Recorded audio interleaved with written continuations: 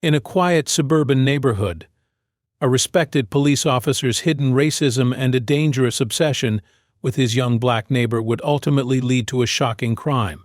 What started as a seemingly harmless affair spiraled into a deadly encounter, exposing the dark truth behind a man trusted to serve and protect. As secrets unravel and the truth comes to light, the community is forced to confront the deadly consequences of unchecked power, racial prejudice, and the deadly path obsession can take. This is the chilling story of a racist cop whose affair with a neighbor turned fatal. Maplewood was the kind of neighborhood where everyone knew each other's names, and the hum of daily life created a comforting sense of familiarity. It was a place where children played outside until dusk, neighbors exchanged pleasantries over picket fences, and the air felt calm and predictable. On the surface, it was an ideal suburban community, untouched by the chaos and violence often seen in larger cities. In this peaceful setting lived Officer Carl Hudson, a middle-aged man who had been a part of the Maple Police Department for over 2 decades. Carl was a man of routine and discipline, a figure who commanded respect in the neighborhood. He often walked his dog in the evenings, greeted others with a firm handshake, and was the go-to person for any local issues, from missing pets to neighborhood watch concerns. Despite his role as a law enforcer, there was always an underlying tension about Carl that few could place. His colleagues knew him as a stickler for the rules, but there was something about his demeanor, his tendency to dismiss certain individuals or treat people of color with disdain, that made some feel uncomfortable. However, his outward professionalism masked the deep-seated prejudices that festered within him. Carl had lived in the neighborhood for over a decade, but the dynamics of Maplewood were beginning to change. One summer, a new family moved into the house next door to Carl. The Thompsons, a young black couple with a college-age daughter named Brianna, had relocated from the city. Brianna, vibrant and ambitious, was in the midst of her college studies, majoring in political science. She had an infectious personality, and quickly she became a fixture in the neighborhood. Brianna's laughter and energy were a stark contrast to the otherwise quiet, reserved lives of the other residents, and it wasn't long before she made a few close friends in the area. Carl first met Brianna when she was gardening in her front yard. She greeted him with a warm smile and introduced herself as the new neighbor. Carl, though initially cold, was polite in return. Brianna, eager to meet people in her new home, continued to make small talk whenever they crossed paths. At first, Carl dismissed her as just another young person seeking attention, but over time he found himself drawn to her enthusiasm and independence. Brianna, for her part, saw Carl as just another neighbor, someone she could share casual conversations with. She had no idea that, beneath his unassuming exterior, Carl harbored unsettling views that would soon threaten her safety. The next few weeks saw more frequent interactions between Carl and Brianna. She would wave at him from her porch when he passed by on his daily walks. Eventually, they began having longer conversations. Brianna spoke of her studies, her ambitions, and her dreams of a career in public service. Carl, meanwhile, shared stories from his years as a police officer, boasting about his achievements and his sense of justice. Though Carl tried to maintain an air of respectability, subtle remarks about the changes in the neighborhood began to slip from his lips. Brianna, at first, brushed them off, not suspecting the deeper prejudices Carl carried within. As the weeks passed, Carl's interest in Brianna began to shift from friendly neighborly conversation to something more personal. His gestures became lingering, his compliments more frequent. Brianna, initially flattered, began to feel uncomfortable with the attention. Yet she didn't know how to navigate the situation. Carl was a respected officer in the community, and she feared any rejection might lead to trouble. What started as casual exchanges grew more intense, and Brianna found herself caught in a web of Carl's unspoken desire. Little did she know, the peace of the neighborhood was about to shatter in the most unexpected and violent way. What began as an innocent neighborly friendship between Carl and Brianna soon morphed into something far more complicated. Over the following months, Carl's presence in Brianna's life became increasingly intense. He began to show up more often, offering unsolicited help with home repairs, or checking in on her if she was late coming home. Brianna, initially trying to maintain a friendly distance, started to feel more and more uncomfortable. His once casual visits began to feel like invasions of privacy.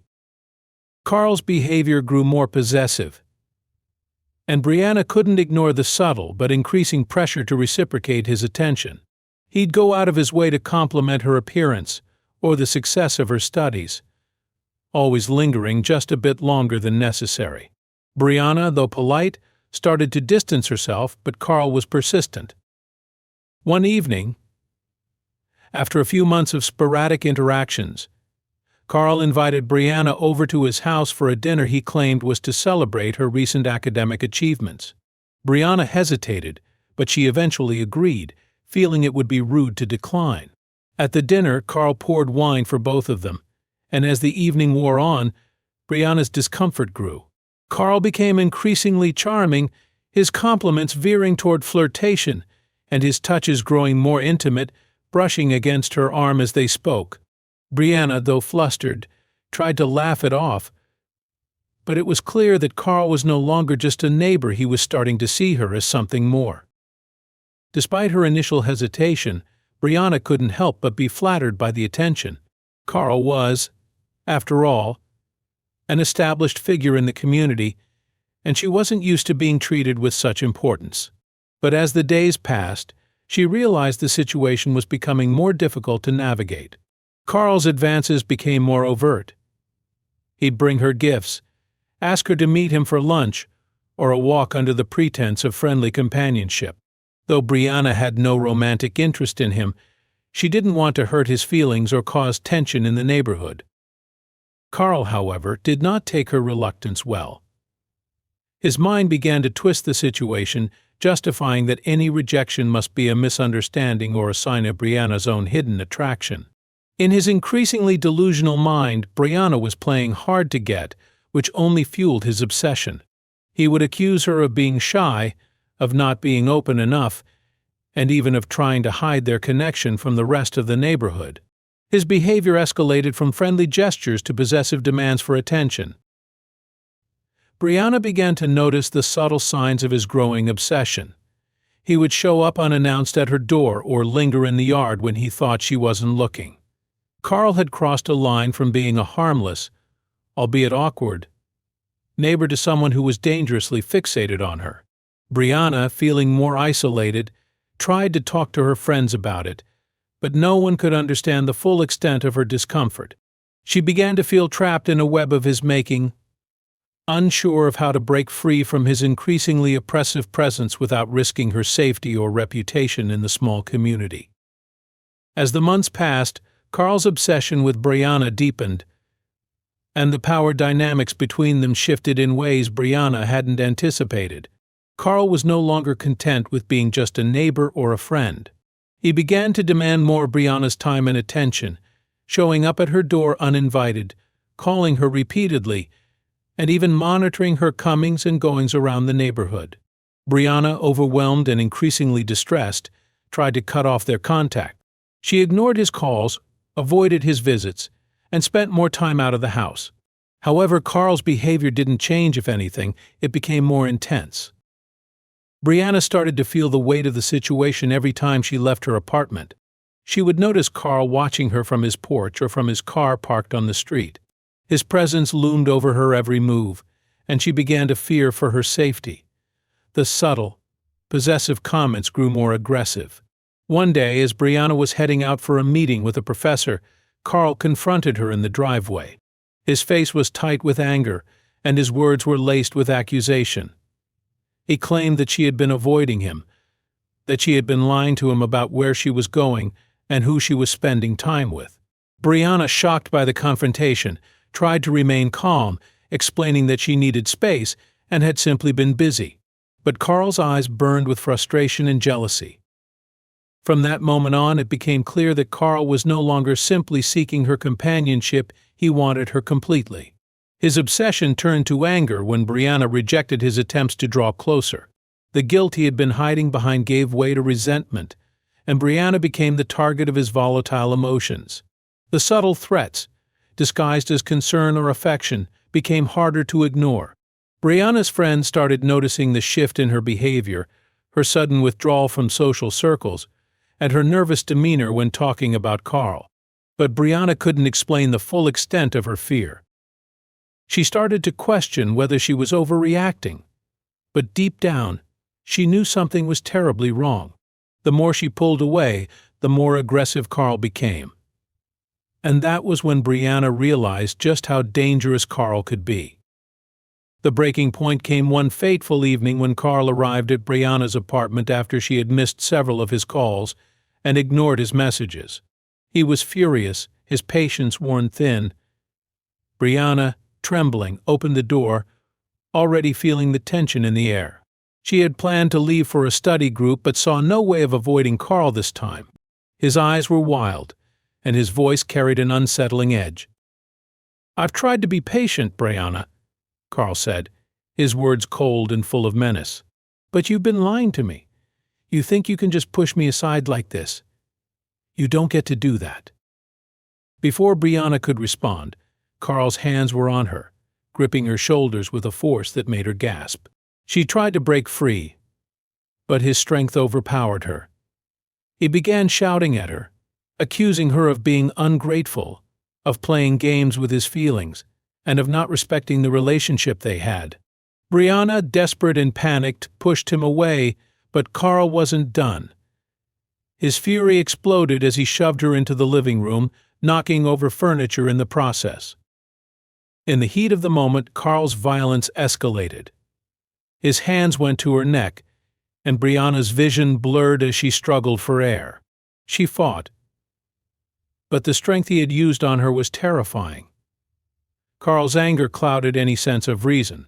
His past racism, his jealousy, and his delusional belief that Brianna owed him something all came to a head in that moment. As her body grew weak and her resistance faltered, Brianna's fate was sealed.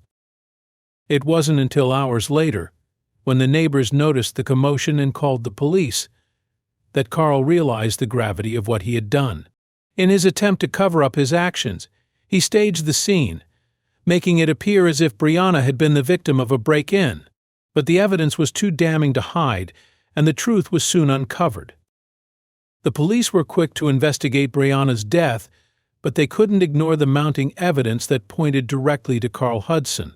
A pattern emerged, revealing that Carl had been seen leaving Brianna's apartment on the night of her death, and security footage from neighboring homes showed his car parked outside hers just hours before the attack.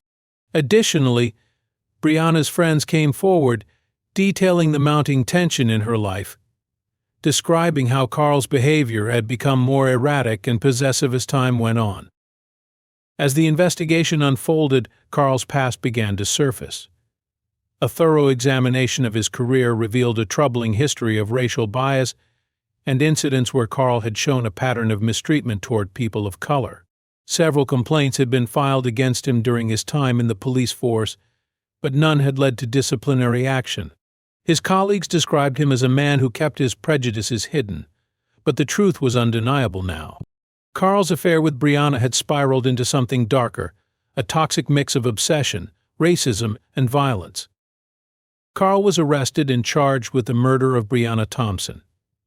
His career as a respected officer came to a crashing halt. In the wake of his arrest, the neighborhood was left to grapple with the shocking revelation that one of their own had been capable of such brutality. The community, once so tight-knit and trusting, was forever changed. Brianna's death became a reminder of the dangers of unchecked hatred and the dark side of power. Carl was arrested and charged with the murder of Brianna Thompson. His career as a respected officer came to a crashing halt. In the wake of his arrest, the neighborhood was left to grapple with the shocking revelation that one of their own had been capable of such brutality. The community, once so tight-knit and trusting, was forever changed. Brianna's death became a reminder of the dangers of unchecked hatred and the dark side of power. As Carl's trial progressed, the public was forced to confront the harsh reality of what had happened. A respected figure in the community had used his position, his power, and his delusions to destroy a young woman's life. The investigation into Brianna's murder uncovered the full extent of Carl's obsessions, leaving a trail of destruction that would haunt Maplewood for years to come. The chilling story of a racist cop's deadly affair with a young black neighbor became a tragic cautionary tale, a reminder of how easily power and prejudice could turn deadly.